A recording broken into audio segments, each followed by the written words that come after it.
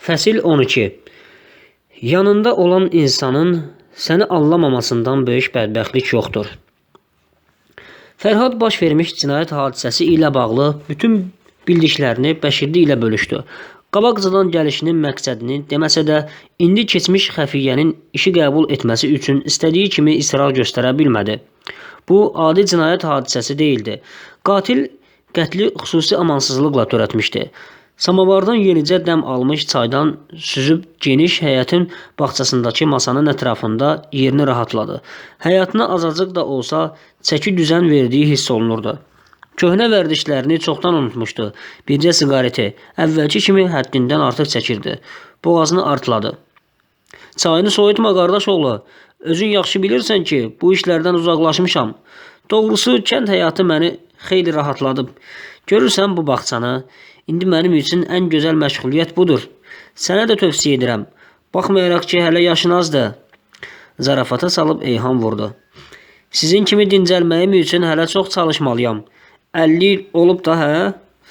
Fərhad da öz növbəsində təbəssümlə qarşılıq verib yaşını dəqiqləşdirdi. 52 olacaq. İllər mazalsız ötüşür, yoldaş polkovnik. Müstəntiq köməkçisi qayğılandı. Yaxşı, qaydaq məsələyə. Əgər həqiqətən də rayon cinayət axtarış şöbəsi təhqiqatı sənin danışdığın kimi aparıbsa, şübhəsiz ki, nəzərə alacaqları çox məqamı qaçırıblar. Mən də belə düşünürəm. Birincisi, bu işlə məşğul olacağıma ona görə söz verdim ki, qatilin növbəti qətillər törədəcəyi qənaətindəyəm. Bəşirlinin bu sözündən sonra təəccübdən Fərhadın gözləri hədəqəsindən çıxdı. Səbirli olmağa çalışdı.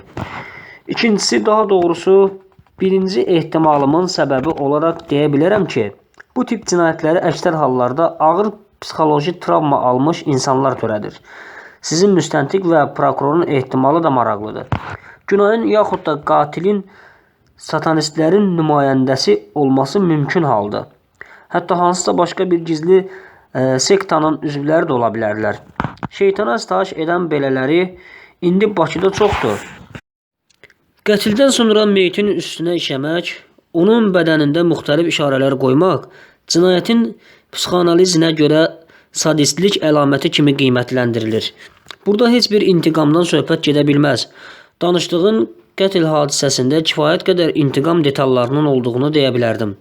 Amma dediyim kimi, ölümdən sonraki nişanələr bu ehtimalları təksib edir. Meyitin sinə nahiyəsində diş pastası ilə ulduz işarələrinin qoyulması əlbəttə ki, nəyəsə işarədir. Bunu xüsusilə diqqətə almaq lazımdır. Və bir də cinayətin törədildiyi.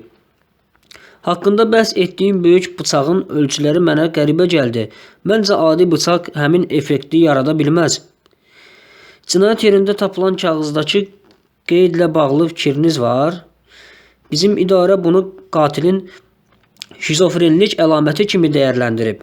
Prokuror isə o kağızdakı səni tapacam Günay sözlərini izi azdırmaq yaxud da ələ salmaq məqsədi ilə yazdığını ehtimal edir. O qətiyyən zarafat eləmir. Günay Əhmədova kimdirsə, onun axtardığı adam deyil. Xahiş edirəm, daha ətraflı izah edin. Necə yəni? Əgər dediyiniz kimdirsə, bəs onu niyə öldürüb? Biz də bu işin niyəsini tapmalıyıq. Hələlik ilkin fərziyyəmdə qalıram ki, qatil ciddi psixoloji sarsıntı keçirib və qarşısı alınmasa, bu cinayətləri davam etdirə bilər. Belə qatillər ələ keçirilənə qədər öldürməyə davam edirlər.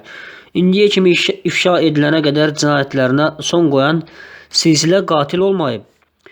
Hələlik zamanımız yəqin ki, az da olsa var. Çünki belə qatillər cinayətdən sonra sakitlik dönəmi yaşayırlar. Bu 10-15 gündə davam edə bilər. Bir neçə ildə. Sakitlik dövründə qatil törətdiyi cinayəti yaddaşında daha yaxşı saxlamaq üçün qurbanında mütləq bir əşya, yaxud da ona aid nəsə götürür özü ilə. Aşkarlanıb belə bir fakt, Bəşirli dəqiqləşdirməyə çalışdı. Qızın telefonunu aparıb. Başqa çatışmayan heç nə aşkarlanmayıb. Saçları kəsilməyib. Hər halda tibbi ekspertizanın rəyi belədir. Paltarının hamısı hadisə yerində tapılıb. Anasının dediyinə görə bəli. Tərəddüdlü faktlardır. O qıza aid nəsə götürmüş olmalıdır. Telefon cinayət izini silmək üçündür. Əlbəttə ki, çoxdan itibata salıb telefonları. Hə, bunu araşdırmışıq. Nə özünün, nə də Günayın telefonlarından siqnal almaq mümkün olmayıb. Təslik burasındadır ki, qıza zəng etdiyi nömrə də Günay Əhmədovanın öz adına olub. Bu fakt Bəşirliyə qəribə gəlmədi. Silsilə qatillərin zəka səviyyələri normal insanlarınkindən 30% artıq olur. Bu bir faktdır. Qulaq as, səninlə indilik elə bir işimiz qalmadı. Hadisə yerində çəkilən şəkilləri və tibbi ekspertiza rəylərinin surətlərini sabah mənə çatdırsan, işə başlaya bilərəm. Gecə saat 12-dən sonra cinayət yerinə də gedib daha ətraflı incələyə bilərsiniz. Bunu təşkil edə bilərəm. Ehtiyac yoxdur. Başına iş açma. Razılaşdıq artıq.